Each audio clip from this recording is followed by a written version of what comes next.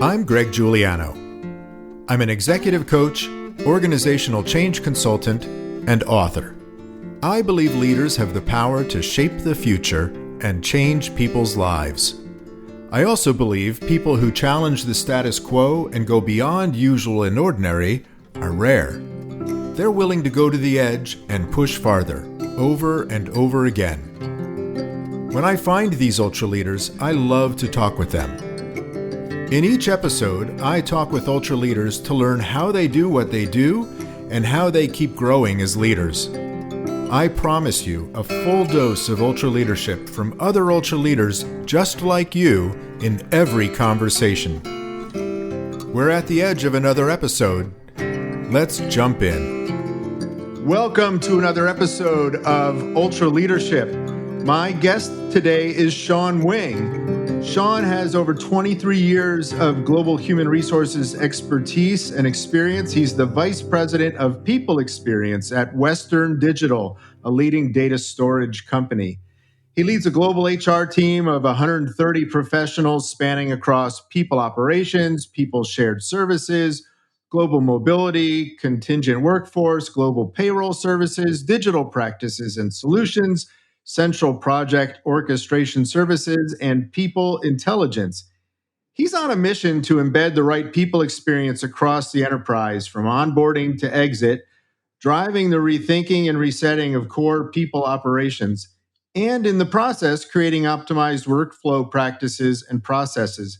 He has a strong passion for developing and growing the next generation of people and HR professionals.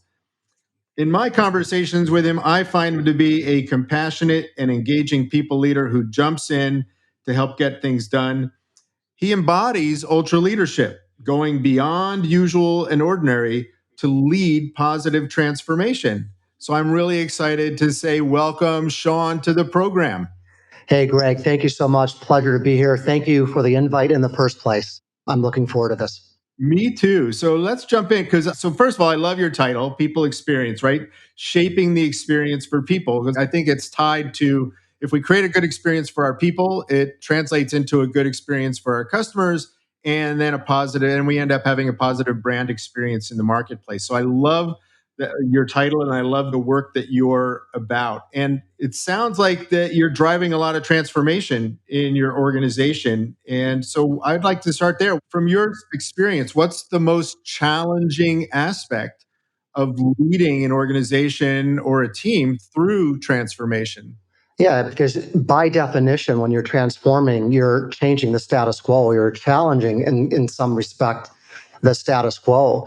And in an environment where the pace, the intensity is unrelenting at times, also then being able to focus on driving process improvement, operational changes, digital changes, automation, you are in many cases having to do that sometimes as a secondary job, if you will. Your teams are already stretched. There's a lot on their plate, but ultimately staying focused on really, like you said in the opening, really trying to embed better experience for our employees up and down the stack, different cohorts, different regions, different countries is paramount. So it's being able to juggle multiple things at the same time, but persevering and staying resilient, pushing through needed operational changes, process improvement, you name it. Yeah, and I'll bring it back to that your title of being head of people experience. That in change, the easy part is we pick the new system or process, or we decide on a new structure and we make that announcement and we implement it. But then you got all these people that you're changing their normal. That's right. And so how do you shape the experience to help them to transition to understand and adopt and apply and find their place in this new order? Yeah, it's a good call out. And sometimes you don't always have that full success. I do think what I try to do and what I try to encourage our teams that are driving some of the innovation is about inclusion. Where possible, bringing in the different stakeholders, the different members of the ecosystem that will either help drive or experience said change, having them involved where possible early on in the drive to to innovate, to change, to evolve. So I think inclusion plays a large role. It's not always easy because you've got to get stuff done. You got to meet the moment. So you've got to also have whatever that cohort is be fairly tight. You can't have a whole army involved. Have membership or representation or proxy from the groups that you're going to be driving the change to and with, if you will, if that makes sense. Yeah, so communication is critical, right? So involving people, including them, and having the right conversations to building in a feedback loop and letting people participate as you're moving through things to find out, well, where the heck are they right now? Yeah, I think it's important for people to feel heard and actually be heard. A lot of the initial stuff you try to do where feasible is that discovery phase, which is part of active listening across the various cohorts you may be involved with. And I think that active listening, that engagement early on, does play a good role in bringing people along. Doesn't mean it's always successful, though. I think I've had ups and downs in what we've been trying to drive. It depends on the nature of the company you're with, what the company is navigating through, the capability of absorbing some of the change, the nature of the work. My current company, Western Digital, is a manufacturing company. So we've got to make sure we're conscious about the different types of workforce or workers in this environment. And sometimes you have different delivery channels depending on that organization. Yeah, talking about the workforce, a lot of the workforce now, they're all younger than me. So I'm curious, when you're engaging with them, and at any time, but as you're going through transformation, but at any time, what's the advice when you've got somebody who is new to people management and being a team leader? What's the advice that you find yourself sharing the most? You know, Greg, like you and I are veterans in this space. I've been managing teams since 1989, which is scary to say out loud. But the power of being where I am today, it's not about me. It really is about the emerging talent, the teams, the people. I thrive in an environment where I can provide the right foundation, the right landscape to empower. And part of the empowerment is to allow people to run. That means you got to be comfortable with taking some risks. You got to be comfortable letting people fail, hopefully fail fast, dust themselves off, and bounce back up. So I do think creating a landscape where you're not smothering or micromanaging, and sometimes that's easier said than done. But to give them the runway in which to run, to thrive, to open up, give people exposure to new things. I still mentor some people that I've known for decades. And quite frankly, I know some people that started out reporting to my chain that have now surpassed me. That's phenomenal because if you lay the foundation and just watch people run, I think you get so much out of it. Yeah. One thing you said there that I find interesting, that helping people get better at dealing with uncertainty as they're leading a team, maybe for the first time. That, management is just, I'm going to help you, what we did yesterday, we want to do again today. We want to do it faster. We want to do it more efficiently. But a lot of times what you're talking about is, you're talking about real leadership where you're leading non-incremental change, right? We didn't have it yesterday. We're putting something new in place and we're moving the organization to someplace new, or you're moving your team to a different experience. That's non-incremental. And that's a lot of, there's more uncertainty around that. And that's a huge thing for some people to learn how to work without a net when you're a people leader. Oh, I think that's so true. I mean, part of being an authentic or ultra leader is you've got to be okay and be humble. You've got to be okay with being vulnerable and showing that vulnerability. I think a method that we have to practice so much, and we're doing that right now in an environment that is rapidly evolving.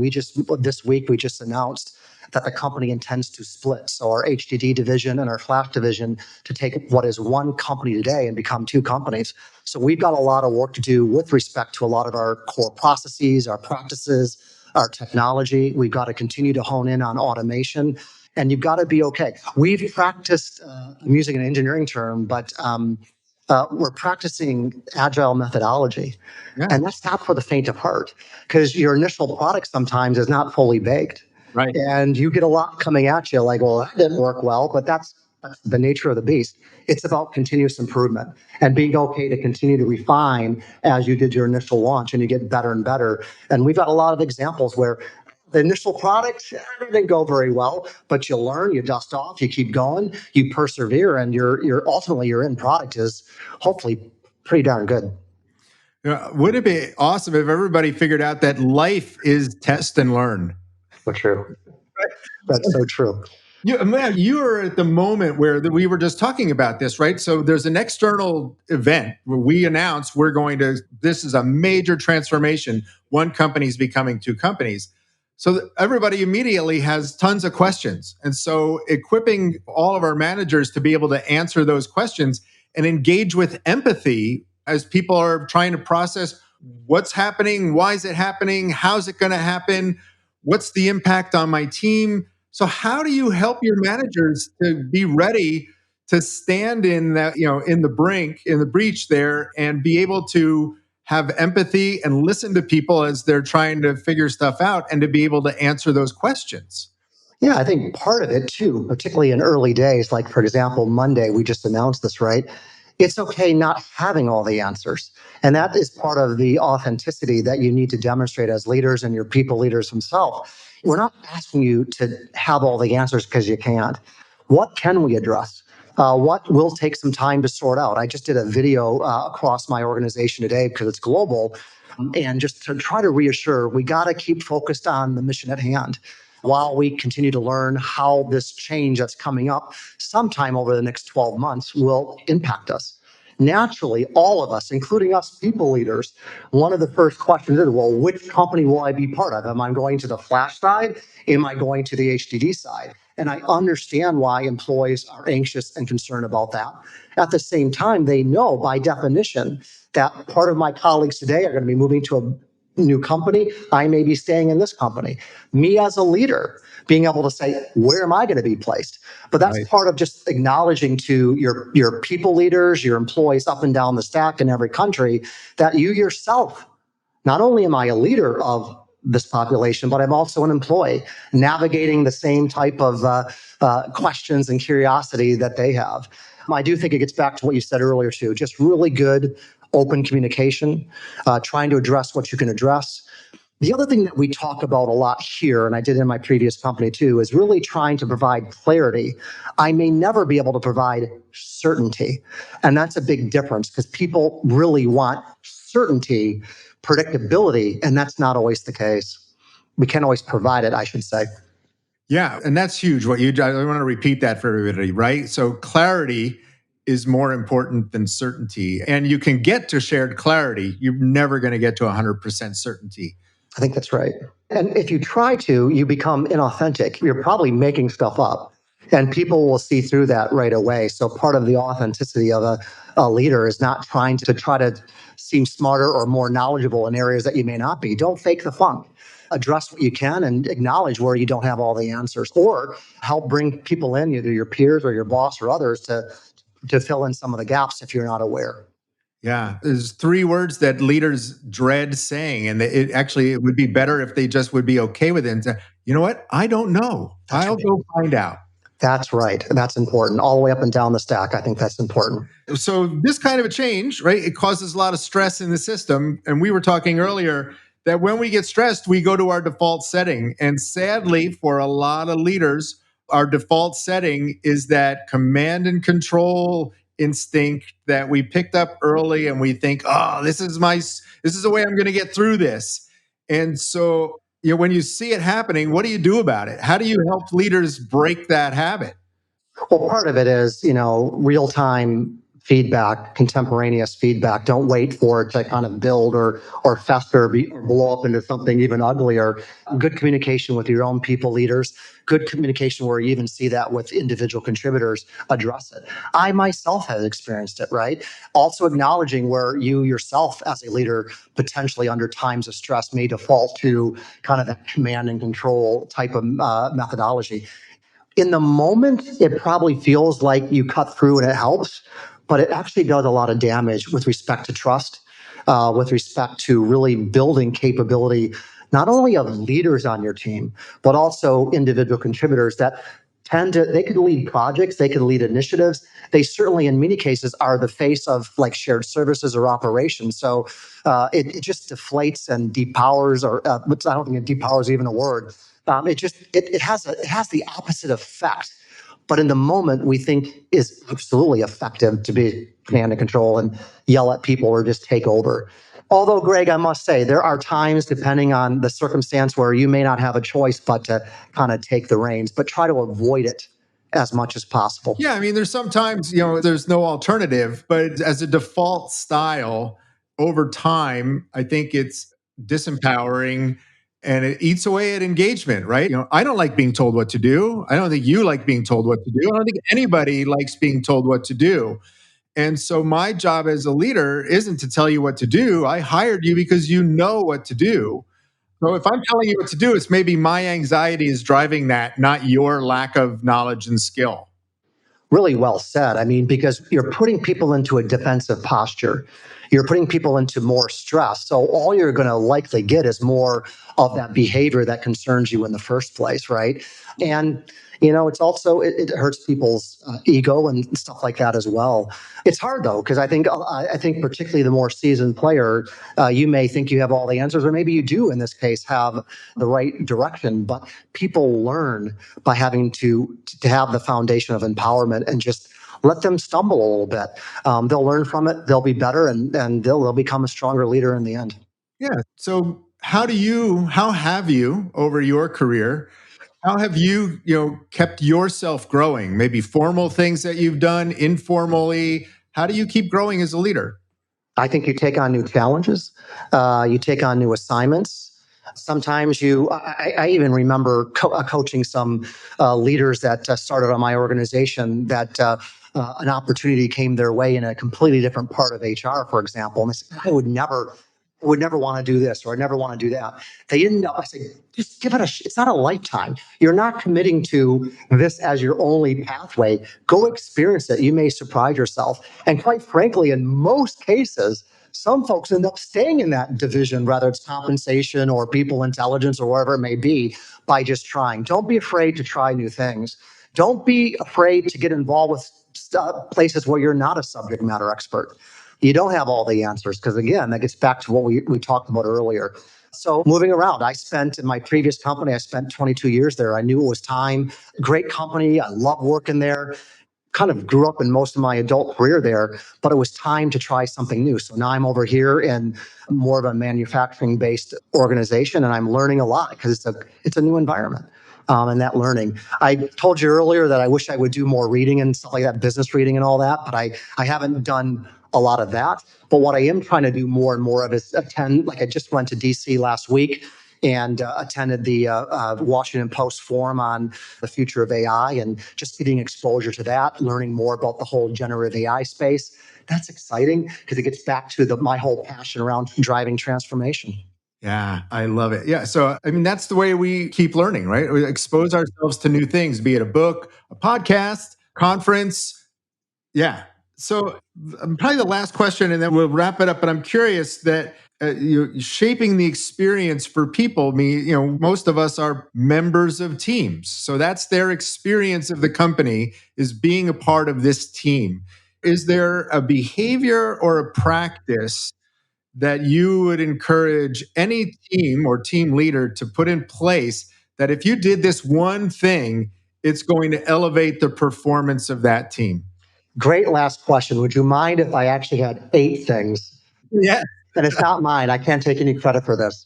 But back during the heart of the pandemic, I read an article from Tracy Brower, PhD, Dr. Tracy Brower. She's the VP of Workplace Insights at Steelcase. And this was a Forbes article labeled "The Future of Work Will Demand These 8 New Skills." And it was February of 2021.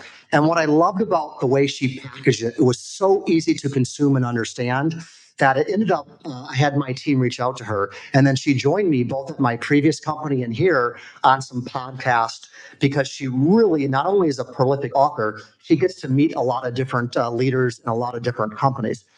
But if you don't mind, Yeah. I'm just going to highlight, I think, what the 8 essential skills I think skills and behavior are interchangeable.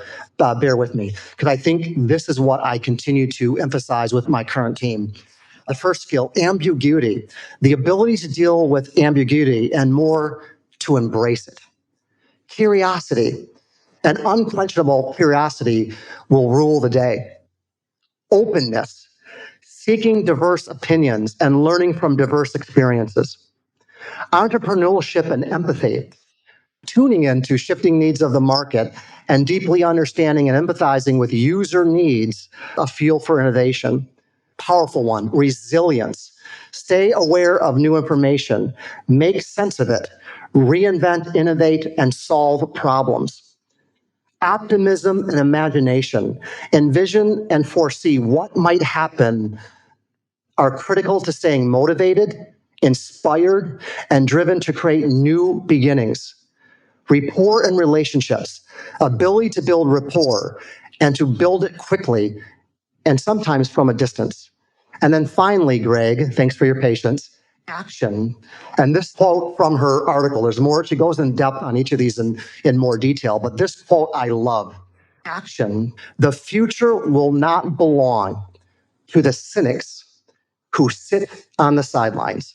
So I use that as a foundation, and I do practice it with my own teams in multiple different groups and different companies, because I think it's such a really good foundation for us as individual leaders, but the entire team, no matter where you are, no matter your role or your position. Love it. So say her name and the name of the article again and where you found it so that we can give her full credit for it. Absolutely. She deserves it. Her name is Tracy Brower. The article is The Future of Work Will Demand These 8 New Skills. It was a Forbes article, February 14th, Valentine's Day, 2021. She does a lot of other readings. If you guys look me up at LinkedIn, you'll see where I've corresponded with her over the years, and we stay in touch. She's a phenomenal leader, and she is so willing to work with different companies and all that as well. She's phenomenal. I'm glad I was able to make the connection. That is awesome. Thank you for sharing that. So the 2 things that I pull from that, well, number one, and it ties back to what we were talking about with regards to leading transformation. I think leading people through change, the number one skill is empathy. That's right. Understanding where people are, meeting them, and helping them process the change. That takes empathy. What you're talking about in terms of a team's performance and the role of the leader is helping all these people do something that we learned in kindergarten: work and play well with others. That's right. That's it. I mean, rapport and optimism and curiosity and openness and empathy, right? So although that's just, hey, let's get along while we do this important work together. That is so true. It's a small world. I always think about when I'm browsing through LinkedIn, how many people around the world are either my first contact, second, and then how few are the third. We're all connected, more connected than we know. And your style, your behavior as a leader, it's going to stay with you, both good and bad. So I think Maya Angelou says people aren't going to remember what you said or did. They're going to remember how you made them feel. I think that's powerful, spot on. So, man, I always finish coaching sessions and team meetings with let everybody go around the room and say what they're grateful for, because that's good for our brains. I am grateful for you joining me today. I love these kinds of conversations. I get energized. This is like my caffeine jolt for the day, talking with you. What are you grateful for today? Well, I'll come back at you in a moment, too. It's always good to kind of step out of my own 4 walls and get this opportunity, Greg, to sync with you. Thank you for that opportunity. At a foundational level, at its core, I'm grateful for my health right now, my family, my spouse, my community of friends, and the teams I work with. And the reason I say that too, Greg, is over the last year, I've experienced a number of colleagues that have had serious illnesses or have passed away. So I want to always stay grateful for the opportunity to stay in good health and recognize the family, friends, and community that I'm surrounded by. So that's the foundation that I hold dear. Awesome. Well, thank you so much, Shawn. I really appreciate it. So this has been another episode of Ultra Leadership. I really appreciate you listening. Please share us with all of your friends. Give us a nice review wherever you listen to your podcasts. We just really appreciate your time and hope you got something out of it. And I know I did today. So thanks again, Shawn, and thanks to you for listening. And we will see you next time on Ultra Leadership. If you're enjoying Ultra Leadership, please take a minute and give us a review wherever you find your podcasts. And please stay in touch. Sign up for our Ultra Leadership newsletter at ultraleadership.com. Now, before you jump to your next meeting, I invite you to reflect on what you heard today. What stood out for you? What insight might you want to incorporate into your leadership practice? Until next time, remember, as a leader, you always have the power to shape the future and change lives. So go to the edge and push farther. Thanks for listening.